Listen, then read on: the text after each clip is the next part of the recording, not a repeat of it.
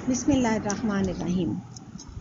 السلام علیکم بچوں، ہمارے آج کے سبق کا نام ہے حاتم طائی اور بادشاہ۔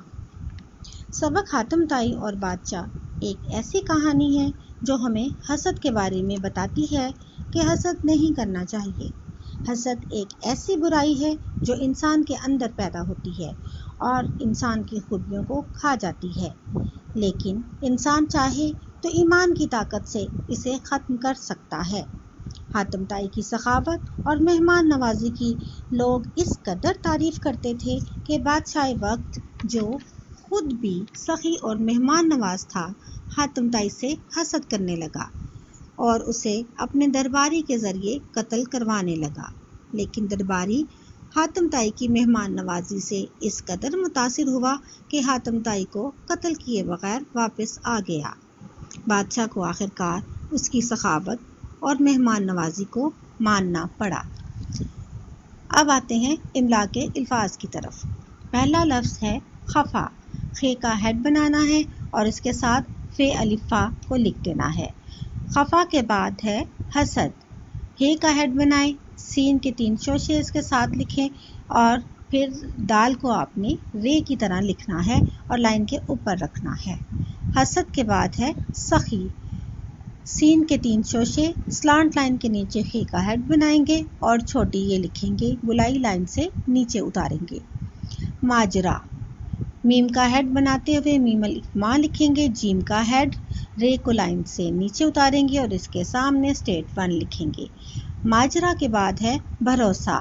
سلانٹ لائن کے ساتھ 2 چشمی ہے لکھنی ہے اور نیچے نقطہ لگا کر اسے بھیک بنانا ہے۔ رے کو لائن سے نیچے اتاریں گے، واؤ ساکن اور سین کو سٹیئرز کی طرح سین الف سا لکھنا ہے۔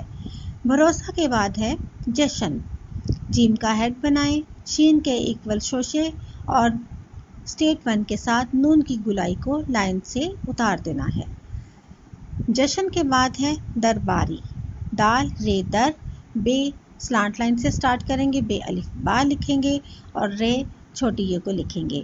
چھوٹی یہ کی گلائی بھی لائن کے نیچے اترے گی۔ درباری کے بعد ہے مخلص۔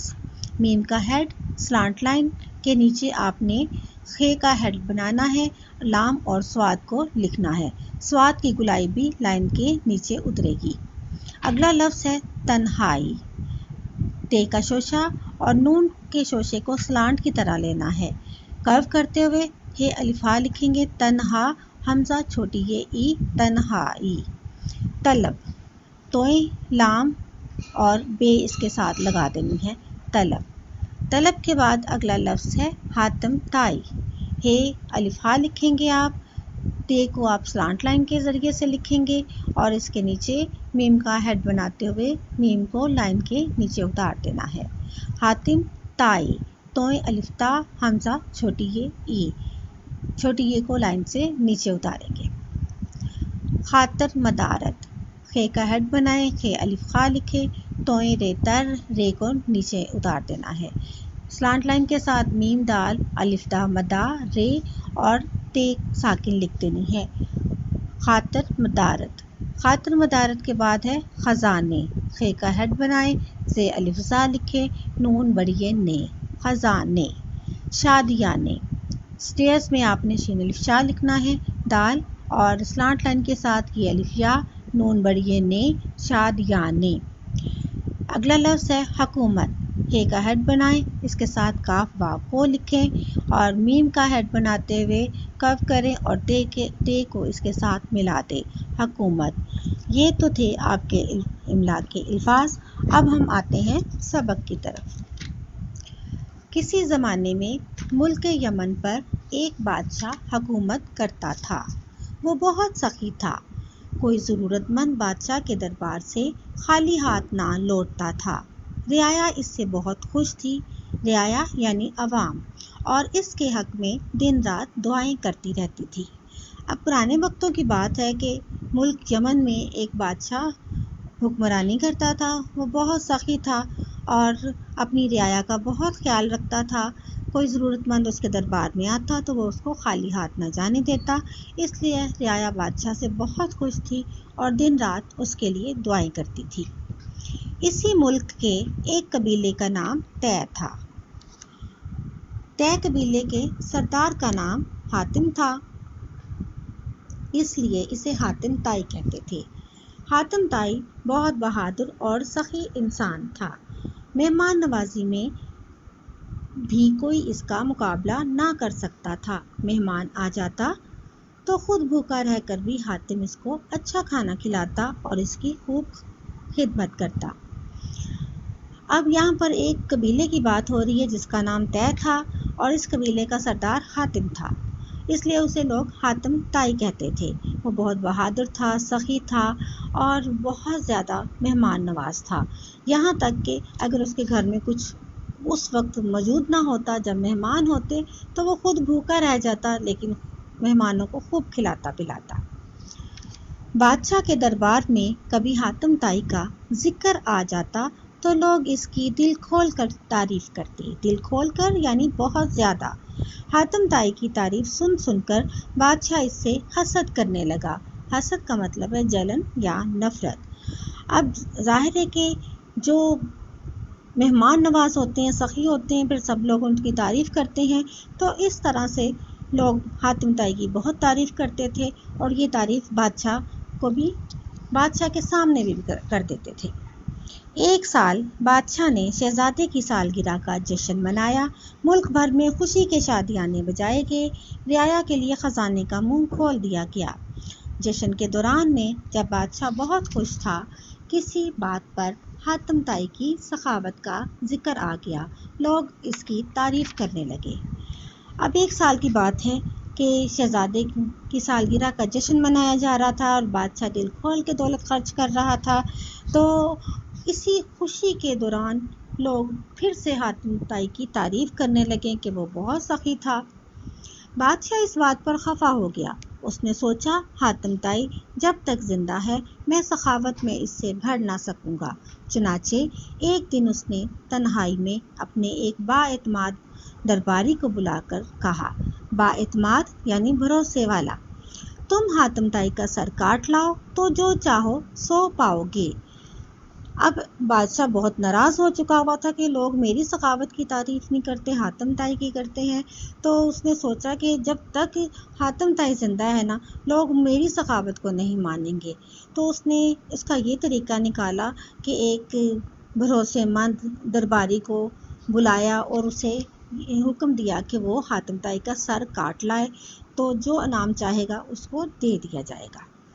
بادشاہ کا حکم بجا لانے کے لیے درباری روانہ ہو گیا۔ قبیلہ طے کے قریب اسے ایک شخص ملا، وہ اسے گھر لے گیا اور اس کی اتنی خاطر مدارت کی کہ درباری بادشاہ کی دعوتیں بھول گیا۔ دوسرے دن صبح جب درباری نے جانے کی رخصت طلب کی یعنی خواہش کی، تو میزبان نے کہا مجھے 2-4 دن اور خدمت کا موقع دیجیے۔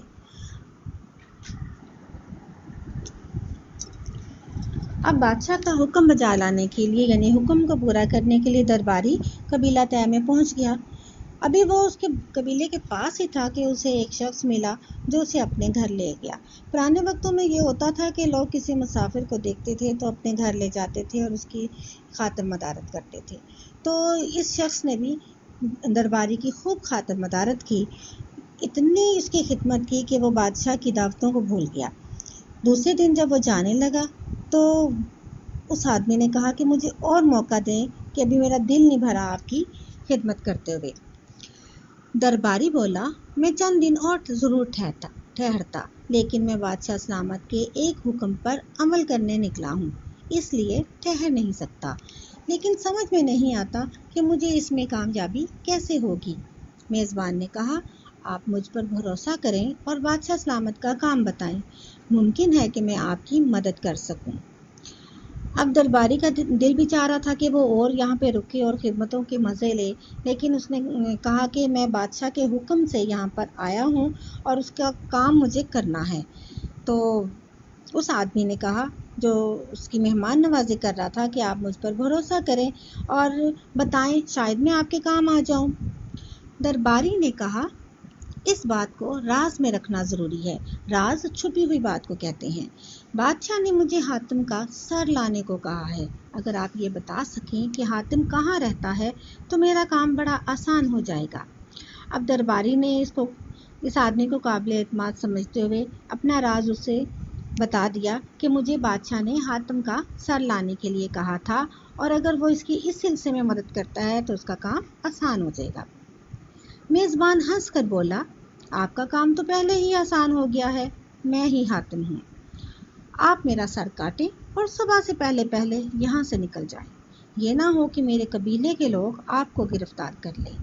درباری نے حاتم کی بات سنی تو حیران رہ گیا، اس کی آنکھوں میں آنسو آ گئے۔ وہ حاتم طائی کے قدموں میں گر پڑا اور بولا، یہ کیسے ہو سکتا ہے کہ میں آپ جیسے مخلص اور سخی انسان کی جان لوں؟ وہ حاتم طائی سے رخصت ہوا اور جا کے بادشاہ کو سارا قصہ سنایا۔ رخصت کا مطلب ہے اجازت لینا، اور قصہ کہانی کو کہتے ہیں۔ اب میزبان نے جب درباری کی خواہش سنی، اس کا کام سنا، تو وہ ہنس پڑا کہ یہ کیا، وہ جس شخص کو قتل کر کے اس کا سر لینے آیا وہ تو میں ہی ہوں۔ لیکن اس نے اسے پھر بھی یہ کہا کہ تم رات کے اندھیرے میں میرا سر کاٹ کر یہاں سے نکل جاؤ، ایسا نہ ہو کہ صبح میرے قبیلے والوں کو پتہ چل جائے کہ تم نے مجھے مارا ہے تو وہ پھر تمہیں نقصان پہنچائے۔ اب درباری کو جب یہ پتہ چلا کہ وہی حاتم طائی ہے تو وہ رو ہی پڑا اور اس کے قدموں میں گر پڑا کہ میں آپ جیسے مخلص انسان کی جان نہیں لے سکتا۔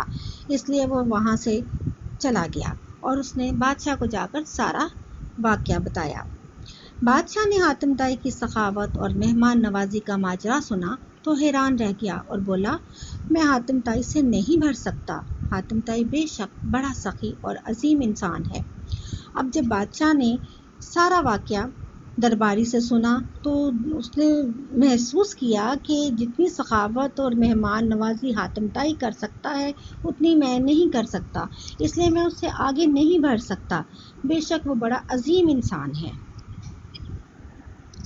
اب ہم آتے ہیں الفاظ معنی کی طرف۔ رعایا، عوام، دل کھول کر، بہت زیادہ، حسد، جلن یا نفرت، بااعتماد، بھروسے والا، راز چھپی ہوئی بات، رخصت، اجازت، طلب، خواہش یا مانگ۔ اب مشق کی باری ہے۔ پہلا سوال ہے، پہلے اس کے دو سوال جو ہے نا وہ ون ورڈ ہے۔ بادشاہ کا تعلق کس ملک سے تھا؟ بادشاہ کا تعلق ملک یمن سے تھا۔ حاتم کے قبیلے کا کیا نام تھا؟ حاتم کے قبیلے کا نام طے تھا۔ اب لانگ کوسچن ہے۔ پہلا سوال ہے، بادشاہ حاتم طائی سے کیوں حسد کرتا تھا؟ بادشاہ حاتم طائی سے اس لیے حسد کرتا تھا کیونکہ لوگ حاتم طائی کی سخاوت کی تعریف دل کھول کر کرتے تھے۔ سوال نمبر 2، درباری کی آنکھوں میں آنسو کیوں آ گئے؟ درباری نے جب یہ سوچا کہ وہ حاتم طائی جیسے مخلص اور سخی انسان کی جان لے گا تو اس کی آنکھوں میں آنسو آ گئے۔ سوال نمبر 3، بادشاہ نے درباری سے واقعہ سن کر کیا کہا؟ بادشاہ بولا، میں حاتم طائی سے بھڑ نہیں سکتا، بے شک حاتم طائی بڑا سخی اور عظیم انسان ہے۔ بچوں، آپ کی مشق ختم ہوئی۔ آپ نے 5 دفعہ اس سبق کو پڑھنا ہے، الفاظ معنی یاد کرنے ہیں اور سوالوں کے جواب اچھی طرح سمجھ کر یاد کرنے ہیں۔ اللہ حافظ۔